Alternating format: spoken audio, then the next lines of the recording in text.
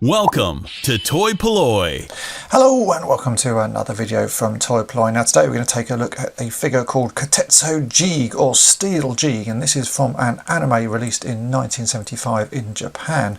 Now this is a toy that you probably don't know, but if you know Micronauts then you will know the basis of it, because this toy is what they used to produce probably one of my favourite Micronauts figures, and that is Baron Karza. But before we look at that, let's look at this figure in greater detail. Now Kotetsu Jeeg is an absolutely amazing figure, and one that I've really wanted to have in my collection for a very long time, so I'm really pleased to actually finally get one.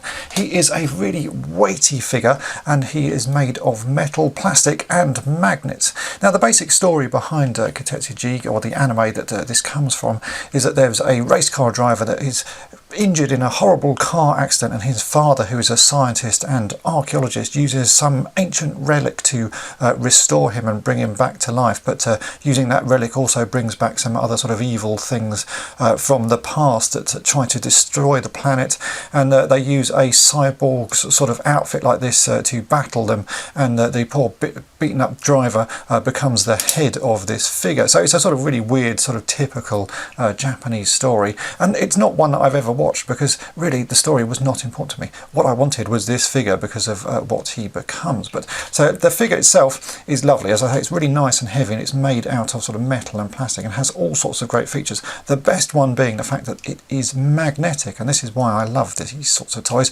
The arms and the head and everything are held on with a magnet that's inside the body, so you can easily swap these parts around. If you want to put a head on his shoulder there, you can swap it about. If you want to take his leg off, you can do that and clip it in there.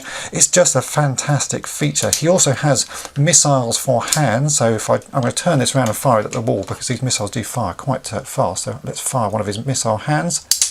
There you go, that fired away and has pinged onto the floor. Here it is. So you can see they do fire quite nicely. He's also got a missile in his chest there which does the same. I can't actually get to the button on that. If I just take off his backpack, there's a button on his back here, and we can fire that missile as well. Let's fire it at the box, see where that one goes. Oh, there you go. That has got quite a vicious sort of spring behind it. So a nice feature, and if you're a child, those are the sorts of things you want. And obviously, those are also the sort of things that go missing. But it's just such a great looking toy. It's really weighty, and if you're a child, it feels quite nice in the hand just because it's got such a weight to it. Now, as I said, this figure actually turned into something else, which is how I know about it. When I was a child, I really was into Micronauts, and I only had one or two of them, but one I do remember having was a figure called Baron Karza. And the way the old toy lines used to work is that they used to take things from multiple toy lines and sort of work them into another toy line, and that's what they did with Jeeg. So Jeeg here is how he should look, all nice and bright colours.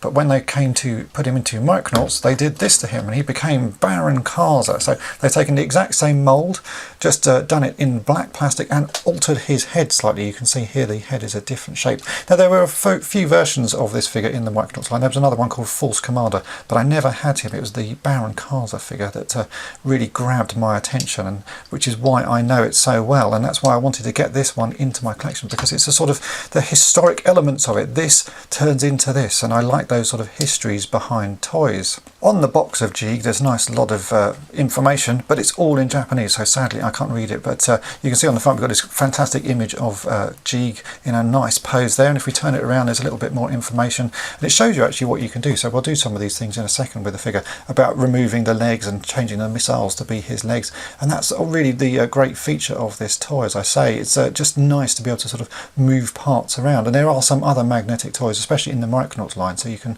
swap parts about and sort of make different creatures with them. Also looks like there's a couple of extra things here, a much bigger version of Jeeg and a sort of spaceship boat type thing there. So other things that I probably should get in my collection, but really it was only this one that I wanted just because of the history of him. So let's do some of these extra bits with Jeeg. On the back you can see we have some sort of missile launchers. These don't actually launch missiles, they just look like they should do, but we can take these pieces off, and these have magnetic ends to them. Again, these are bits that you can pull out and sort of move around.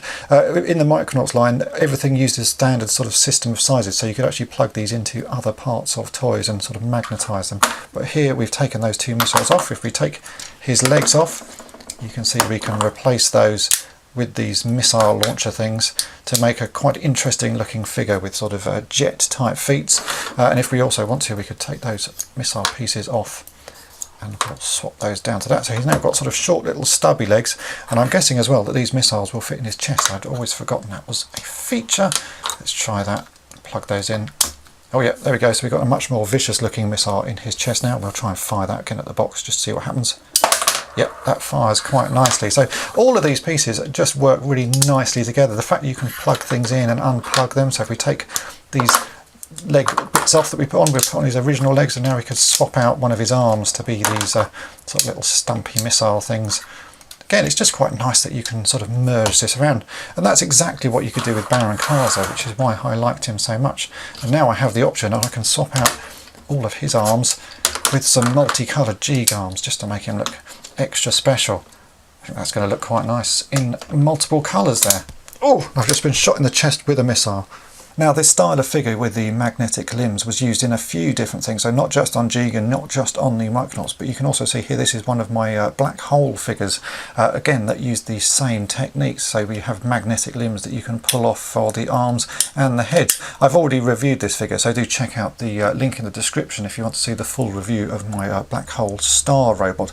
But it's just such a great gimmick. I love magnetic figures, and they don't really make them much more these days, mainly because sort of magnets have become, well, seen as a sort of dangerous toy item because of children swallowing them and causing all sorts of problems. But back in the 70s and 80s there didn't seem to be an issue with them, so we had a nice selection of toys with magnetic features. Now, finding Jeeg in the UK is not the easiest of things to do, so I have to say a massive thank you to Ishii, who runs the toy shop Toy Cats Showcase in Kichijoji, Tokyo, who tracked this one down for me, and I did a trade with him to get it because it's just a toy that I've wanted for a very long time. In Japan it's actually slightly easier to come by, obviously, because it is a Japanese toy, but it's still not the most common thing to find, and it's lovely to find one in this such great condition, and also with its box. And the box has all of its inserts, which is again something you don't see that often.